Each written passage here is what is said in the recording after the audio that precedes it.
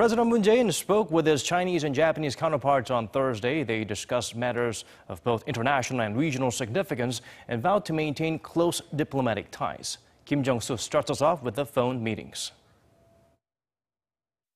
On his second day in office, President Moon Jae-in spoke on the phone with the leaders of South Korea's two most important neighbors, China followed by Japan. South Korea's relationship with China has been tense in recent months due to the deployment of the U.S. missile defense system THAAD, which China sees as compromising its military interests.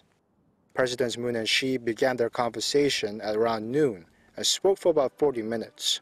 The two quickly got down to major issues at hand, including the deployment of key components of the THAAD battery last month, as well as North Korea's nuclear weapons program. Regarding THAAD, President Moon reportedly asked Xi to consider easing the restrictions China has placed on South Korean companies in the country.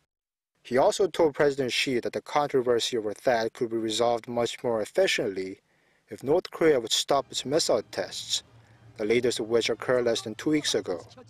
As for curbing North Korea's nuclear and military ambitions, both leaders agreed that they should be willing to negotiate with the regime, but also enforce sanctions if necessary. Moon also told Xi that he will soon send a special delegation to Beijing to discuss the issues of THAAD and North Korea.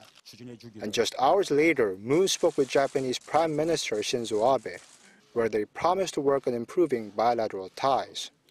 Relations with Japan have been rocky despite an agreement reached between the two governments in 2015 regarding reparations for South Korean women forced into sexual slavery during Japan's colonial rule.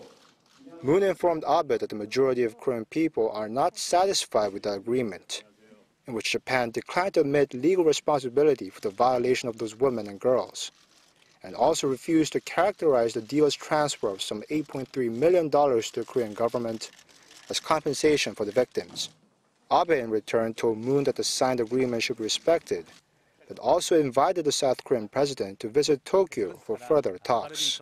Jung-soo, Arirang News.